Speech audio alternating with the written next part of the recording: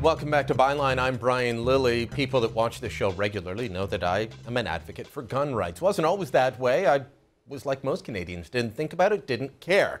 But then I watched fundamental injustices happening to gun owners. Even though I wasn't one, I said this has to stop.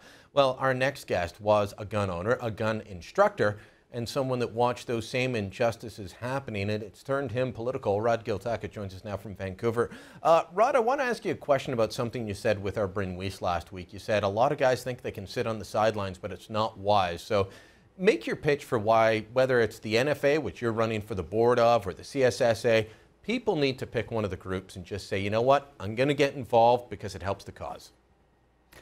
Yeah, I agree completely. I think the major issue is when you have perhaps older guys that had a shotgun or whatever when the laws changed, or whether you're an avid shooter, you really have to get behind an association and you have to become politically active. I know it's something to ask for sure, but the reason is that there's strength in numbers, and there's also a lot of misconceptions about firearms in Canada, and it's a battle for the hearts and minds of Jane and Johnny Canuck, and it happens one person at a time. So we don't have the luxury of sitting back and sitting by the sidelines any longer. We all have to get involved. We all have to get out there and talk to people, and we have to support these associations in any way we can if we want change. All right. Now, you've been shooting guns for a long time now. You didn't grow up with guns, but as an adult, you learned all about it. And I've been shooting with you, so I know that you're a good shot because you put me to shame at the Ottawa Range Day a little while ago. But talk to me about this, about the fact that injustices happen. For me, it was watching the Army Jäger AP-80, this 22 that they said, well, looks too much like an AK-47.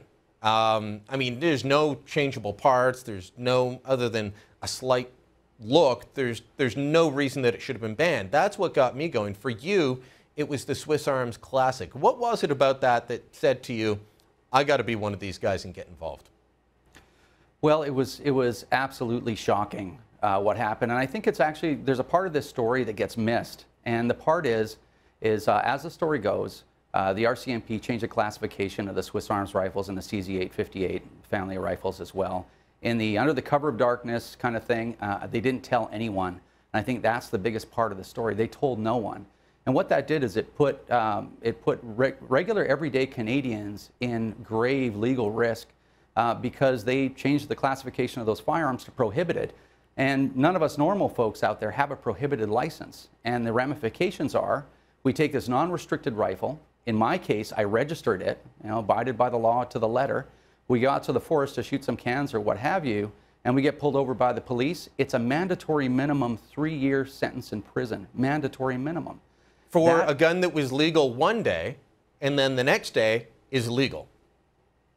Well, highly illegal, right? It's not like I'm going to get a fine or they're going to seize my firearm. They're going to put me in prison. They're going to put me in a position where I'd have to, launch a constitutional challenge against the government? I'm just a regular person, right? So really, really, it was shocking. Yeah, so the NFA has been active on a lot of these fronts, launching court challenges, lobbying, and so on. That's why you decided to get involved with them? Absolutely, and the NFA it's an interesting situation because after the reclassification, we saw a real motivated firearms community in Canada, probably unlike what we've seen in the past ever. And the NFA got a lot larger, a lot quicker, and I think any firearms advocacy group got larger after that because people kind of woke up. And I think what I want to do is I want to contribute to the NFA because I believe they're the best chance because they're the largest for us to have a really strong organization.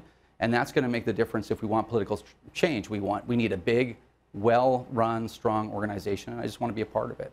All right. Well, Rod, all the best. We'll see how the election results turn out in a couple of weeks. You want to